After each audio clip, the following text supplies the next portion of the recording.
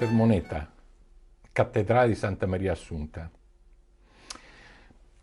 Quando preparavo il mio itinerario da quelle parti, che comprendeva anche Sermoneta, ero molto incuriosito dal fatto che non c'era su internet e su Wikipedia una descrizione della cattedrale. Ho dovuto cercare su altri siti, ma anche così, in pratica, a parte il campanile, non ho trovato immagini dell'esterno, che è una cosa che spesso è la più fotografato, l'esterno, la facciata di una cattedrale. E questo mi aveva incuriosito. La cosa si è risolta quando sono arrivato a Sermoneta e sono arrivato alla cattedrale.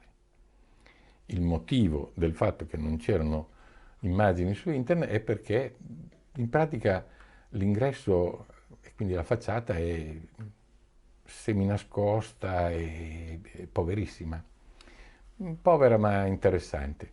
E proprio per questo forse mi sono accanito a trovare particolari, scorci, tagli per fotografarla, perché secondo me ne valeva assolutamente la pena per riempire questa carenza. Buona visione.